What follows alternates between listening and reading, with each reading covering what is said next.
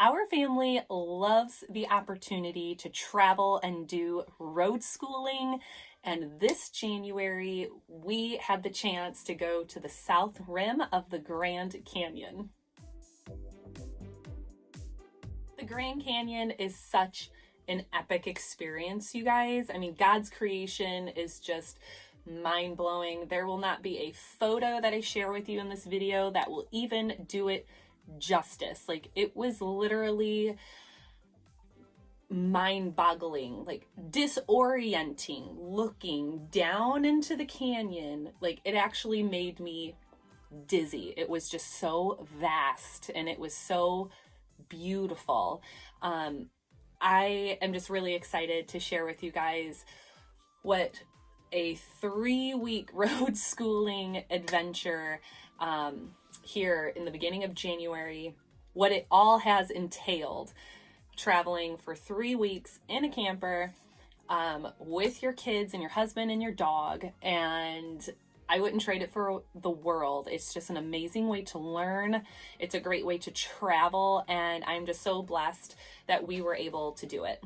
So we decided the previous January in 2020, well, I guess January of 2021, because now it's January of the 2022 when we went. So we decided an entire year prior, when we were on our big other trip. So every January, we tend to travel in January. It's a great time to travel for our family, with my husband's business being slow and being on winter break for dance for myself. January just works out great for us.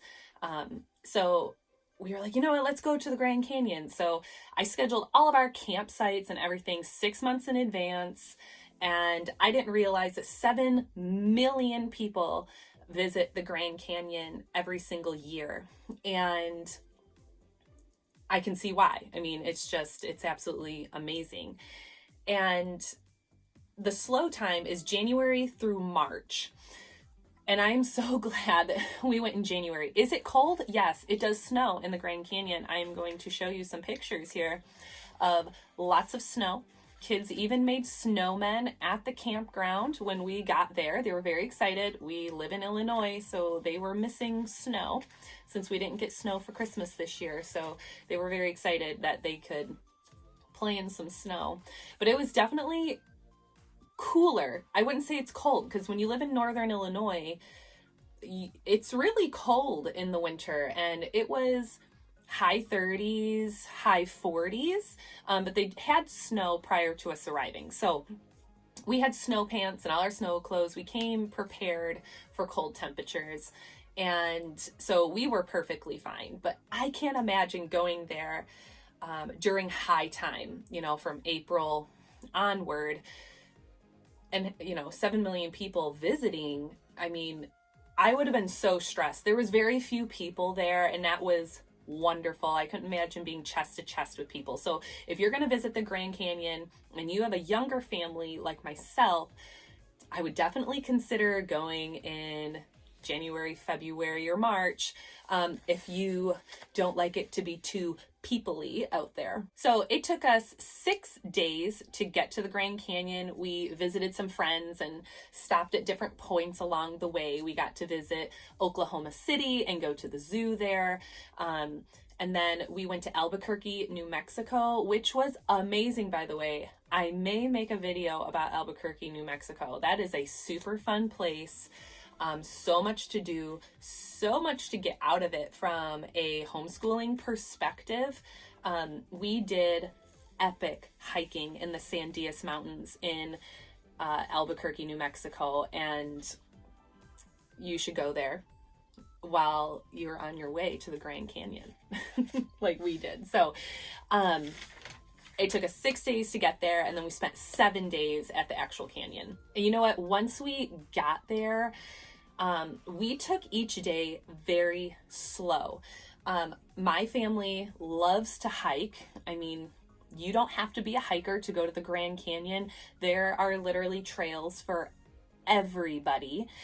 They have super smooth paved paths that go all around the rim, that are gorgeous. And then, all the way up to intense hiking, going straight down to the bottom of the trail.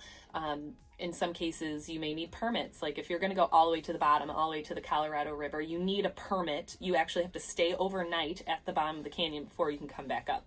We were not those people, by the way, with my oldest only being 8.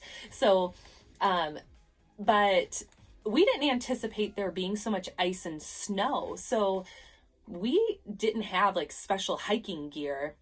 We didn't have like the spikes that you would put on the bottoms of your shoes. We didn't have the hiking poles or anything. And when we went to look into buying them when you're at the Grand Canyon, they were insanely expensive. So we didn't do that. We went down as far as we could on one of the trails, and then it was just completely iced out. It was extremely dangerous. So we went 0.8 miles down into the canyon on one of the days, but then we had to turn back and head back up. So there are trails for absolutely everyone. And we used this awesome app, put the photo here, and I literally just picked out trails for the day. I picked one trail and we did a hiking trail. Once I picked my trail, we just headed out. We drove out to the trail, and of course they have like information boards all over the place that you can read about the area. And so my kids got a lot out of that. And then just being in the presence of the canyon. I mean, isn't that what we want for our kids as far as homeschooling? Like really being like encompassed in just amazing things. So, you want them to touch, feel, taste, smell. I mean, like all of the things.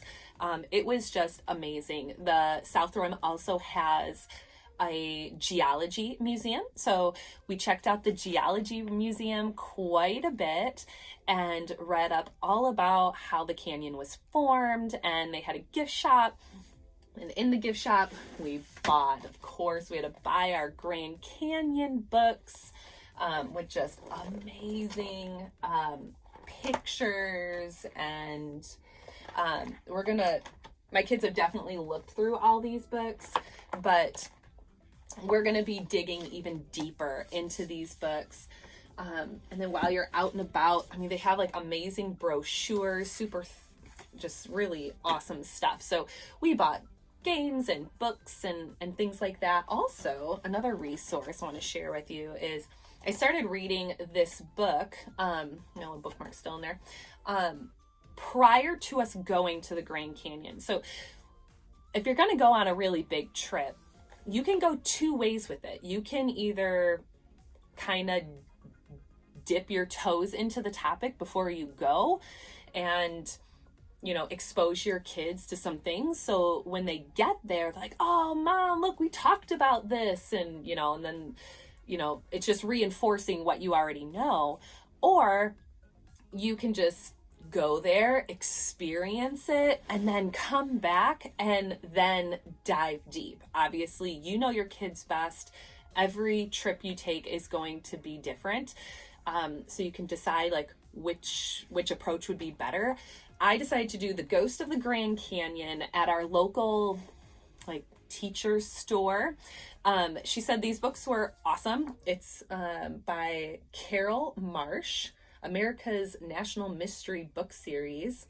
So we started reading about the Grand Canyon and a family that goes there, and it was a really cute story. My oldest enjoyed it quite a bit, but my younger 2 didn't really care about it. But what I really liked about it is it talked a lot about the Native American culture that is a part of the Southwest, and I never really thought about that when we were going to the Grand Canyon. I'm just thinking about rocks, right? I'm thinking about the geology.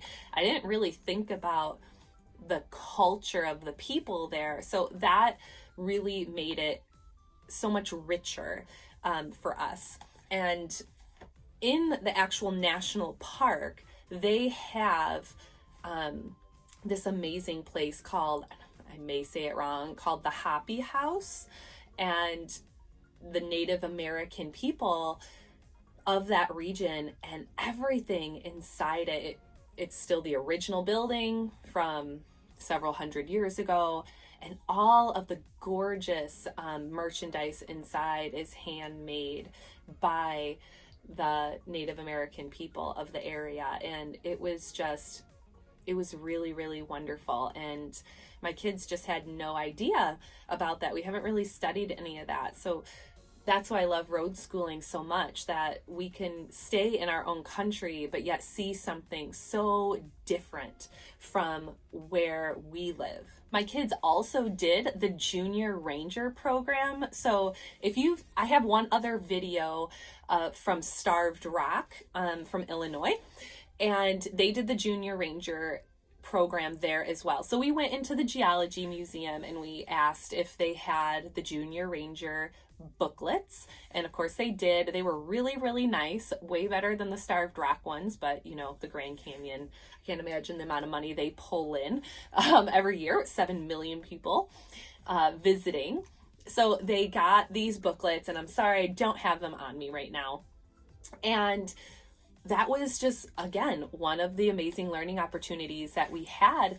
We sat in the camper on our downtime and we read through them, and they answered questions. And when they finished several pages, and they were all based on age, so, all age-ranged kids could do it. I think the booklet said from ages 4 to 12. Then we went back to the Geology Museum, and there wasn't a ranger there, but the lady that worked in the gift shop, she asked the kids a few questions, and then she asked them to do the little oath of, taking care of the environment and whatever else. And then they got a beautiful little badge that's, I can throw up some pictures of my kids with their badge. And it just made it so rich for them. So my hope, now that we are back from our trip, is to continue to enrich my children through this great road schooling and just family vacation that we took. So I want to step back into a geology unit that we were using from The Good and the Beautiful. I think that will have a whole new meaning to my oldest. I want to continue to read our resources that we bought at the Grand Canyon, and just, we'll just keep chipping away at it for as long as they're interested, because I'm not going to beat a dead horse. So if they don't want to really learn more about the Grand Canyon or about geology or rocks, we'll just put it aside for a while until they are. So, I invite all of you guys. It doesn't have to be a 3-week long trip like we did, but get out there and travel with your family. If you have done a really amazing trip, I want to hear all about it. Please comment below and let me know where you have gone with your kids and your family, whether it was specifically for a learning experience, or maybe it just was a family trip that turned into something amazing that you got to experience and it was really unexpected. I would love to hear all about it. And I'm going to post some pictures from our trip to the Grand Canyon at the end of this video if you'd like to stay tuned and see just some amazing sights. Have a great day, guys. Bye-bye.